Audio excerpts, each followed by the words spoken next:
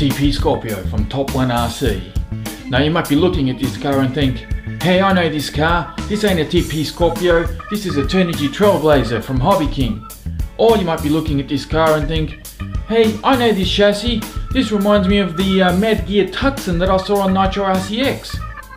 Or you might even be looking at this car and think, this isn't a 1/5 scale, it's a 1/6 scale. And if you've said any of those things, well, you'd be right. How you going? Vass here from Aussie RC Playground with the review of the TP-Scorpio. Now this is a long overdue review. I've had the car for about 4 or 5 months, and it's long overdue. I should have done this a long time ago, but unfortunately there's been certain circumstances that have come about, and I've put it off, and now it's time to get this out of the way. So if you want to hear my thoughts on it, stick around and you'll soon see what I've got to say. Now the first thing that we're going to be covering is the remote. The remote is a fairly cheap $15 or $20 remote that you can get either from Hobby King or even eBay. Runs on 8 AA's, has a very difficult to open cover at the back with which gives you access to a couple of little trimmings and the on and off switch and so forth. It's a fairly cheap little unit. I found it to be a little bit unresponsive at times. I no longer have it connected to this car. I've got it connected to a different car. And since I've swapped it over, I've actually found no issues with responsiveness. The overall steering wheel feel is okay. I mean, this is a basher car, you're not going to be doing any racing, so how the wheel feels, well, it all depends on how that is important to you. But for a basher vehicle like this, and given the money that you pay for it, hey, it's not too bad. Moving on to the body. Now the body is a fairly cheap thing. It's not of the highest quality. It's made out of a bit of a cheap plastic PVC type of scenario, and if you do crush this body, you will end up shattering it. And I'll give you one that I've prepared earlier with the shatters already on there, which is this guy here. This was the first body that came with the car, and you can see my fingers sticking out. This shatters pretty badly. It landed rather awkwardly, and it just splintered all over the place. Very disappointed with the body. I think it should have been a much better quality plastic that they could have used for this car. Having said that, there are 3 versions of this truck, not just by the 3 suppliers as before mentioned, but you've got the Buggy that you see here. There's also a Truggy version, and there's also a short course truck. Nitro RCX only stocked the short course truck.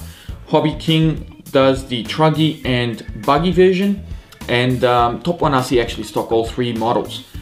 Spare parts are available from all 3 suppliers, so you're not going to have an issue with spare parts. Moving on to the inside of the car, you can see the chassis layout just there, and I'll probably give you guys a bit of a close-up of how this all looks as well as I talk to you. You've got your battery trays. Battery trays are a bit of a downer. You know, you can only run obviously your 2S battery packs on one on either side, but they're mounted a little bit too close to the center, and the top aluminium deck that you see here actually gets in the way depending on the type of batteries that you use. So some batteries, they'll fit in here no problems. Others, you might have a little bit of difficulty. So just keep an eye out with the batteries that you buy for this car. Receiver box is mounted straight on top here. It's not waterproof or dust proof, so you know, just be careful with that. Don't go taking this thing over big puddles or anything like that. Motor and ESC. The ESC is an 80 amp Hobbywing ESC. The motor is a 1500 kV motor with a great big heatsink and a built-in fan. Have no issues with either one of these units. The ESC has worked fine, but you just remember that you can only run 4S with this Hobbywing ESC. If you upgrade your ESC, well then obviously go for your life and run whatever batteries you want, as long as they fit in the trays. I did top out this car at 60 kilometers an hour recently, and I've also posted a video up to show you how the car went doing those couple of speed runs. So out of the box, 60 Ks with the motor and ESC provided, not a bad little unit at all. Steering servo, however, did let me down. I have recently, you know, just had enough of the steering servo, and I've ordered a new one.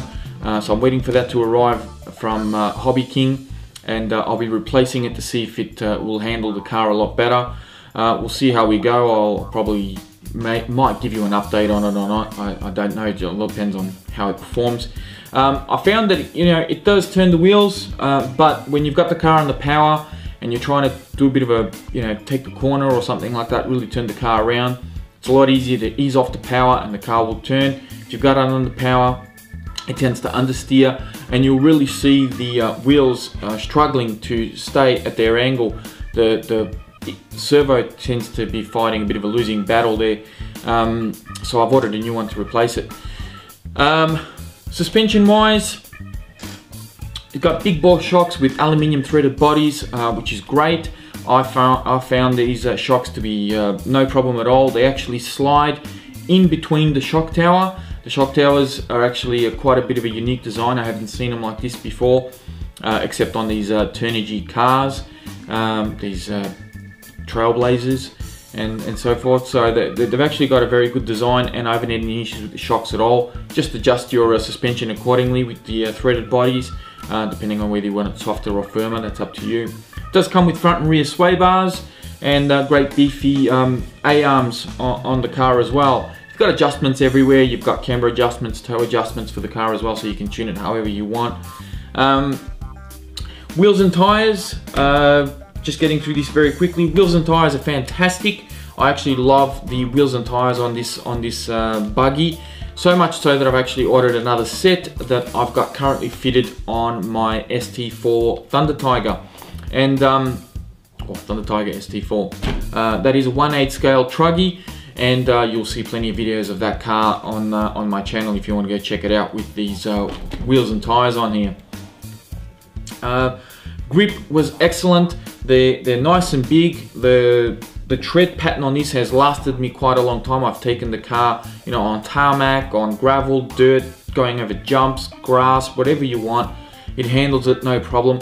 Probably not the best tires for tarmac, although it has performed okay. But for off-road, these tires, fantastic. Can't recommend them highly enough. If you've got a 1/8 scale Buggy or monster truck, or if you've got something that can take 17mm hexes and you're looking for a good set of cheap, reliable wheels and tires, jump on Hobby King or Nitro RCX, order yourself a set of these. I think they're about 20-25 bucks for the pair. You can't go wrong, and they come pre-glued with foam inserts. Can't go wrong. These are excellent. I highly recommend them. Now the last thing I'm going to cover off, guys, is going to be just the durability, and I have to say that durability wise the car has actually been fairly good. I have punished the car quite a bit, but unfortunately I've also had a few things go wrong. The first thing that went wrong was when I took it off a homemade ramp, did some jumps with it, and the first few jumps actually the car performed really well. I was doing okay with it. Took a few tumbles and everything was going okay, but then eventually I nose-dived the car. The car landed pretty much right on its front end, put a lot of pressure on the tires, which they concaved, and there's a little blue steering link, which is this guy here. This little blue steering link connects your toe links to the actual wheel hubs, and because there was so much pressure, the wheels caved in, and this guy bent, so I had to replace that. That was the first thing that went wrong with the car. And recently, actually late last year, I was testing the car out at the BMX track and doing some jumps with the car, and I did a lot of jumping with it. Took it off this one big jump probably a half a dozen times, and I was really pushing my luck, to be honest with you, until eventually the car landed awkwardly. It did land on all fours. It didn't do any massive tumbles or cartwheels or anything like that. It just landed on all fours, but it landed really hard and it landed a bit awkwardly.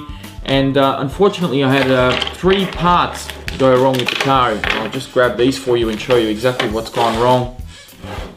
So you can see now, probably the weakest point of this car would have to be the front end. You got your steering link there, which is a soft aluminium, and that will tend to bend on you. But then you've also got this plastic piece that you see here, which is actually broken.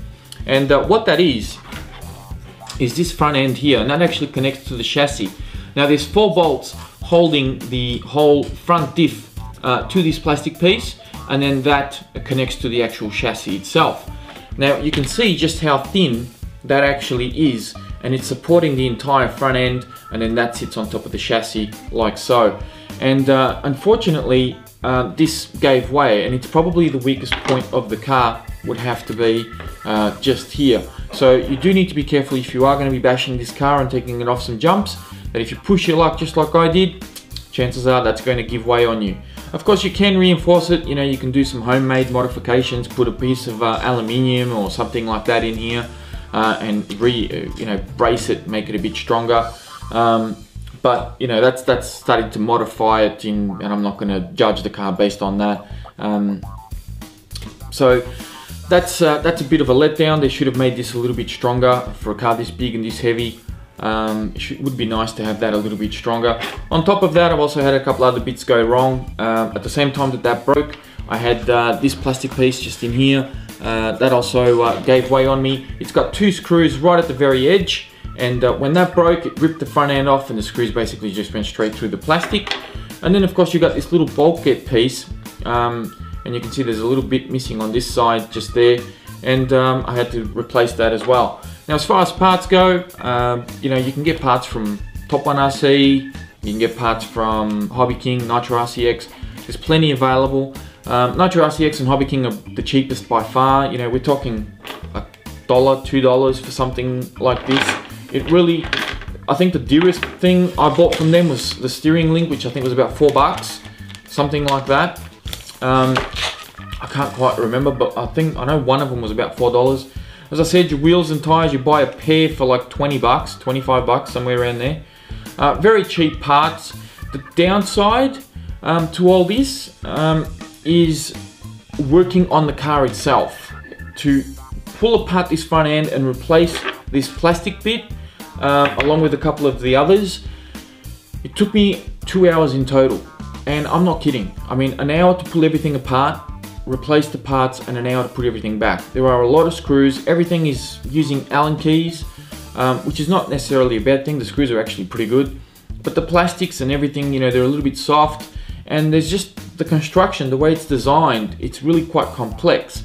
So I'm not looking forward to this thing breaking again, because I know I'm going to be spending quite a fair bit of time in the workshop repairing it, and it could be just for the simplest of things. So it's not badly built. I think the overall design and the ingenuity of the car could have been a little bit better, but you know, let's face it, you're paying $250. You're not going to pay your top engineers or car RC designers to come and work for you, I suppose. I don't know, I'm just speculating. I'm not accusing anything or anybody, but that's just my theory. Look, at the end of the day, if I was to summarize and really close off this review, I would have to say that the car is of a worthy purchase. I certainly wouldn't go back to Top One RC and buy this thing for $400 again. I'd be looking at either Nitro RCX or Hobby King, and I'd probably order, you know, 1 or 2 extra bodies. If I had my time again, I'd probably go for the Turnigy version. The body's a little bit more low slung, it doesn't stick out as much, and it probably may be a little bit better. Even the Buggy version, I mean, you can see how I've put the body on. There's 2 posts on either side, so it actually clips in on the side, which is a very strange, unique way of doing it. I don't have any other RCs where the bodies clip on from the side. Usually there's a couple of body posts or something like that, and it holds everything up the top. These are, you know, these are 4 pins, and they're 4 pins which clip on and stick out through the sides of the body. A little bit odd. But other than that, you know, the car, overall, giving it a score, say out of 10, I think it's worthy of, say, given the money that you paid for it, I think it's a good 7 out of 10. And I think that's, you know, if you rate it, it's probably very good. Certainly not excellent, certainly not outstanding. There are a couple of things that could definitely be done better. So 7 out of 10, I think is a good score. The remote, you know, probably loses a point for that as well. If you do buy it with the remote, I'd personally go Hobby King and buy it without the remote, and then get my own unit, choose what it is that you want to use, and you know, if you're on a budget, I guess get it, but I wouldn't bother with it. I'd go get something else. That's pretty much my review, guys. Hope you enjoyed it. Hope I wasn't too boring and didn't waffle on too much. If you did like this video or review, please give me the good old thumbs up. Leave your comments and thoughts down below, And if you didn't like it, you know, give me the thumbs down and leave me your thoughts and comments down below as well. By all means, if you like what you see and you like some of my other videos, please hit the subscribe button, and that'll keep you posted with all the upcoming projects and videos that I've got coming up. Thanks again for watching, and I'll speak to you guys again soon.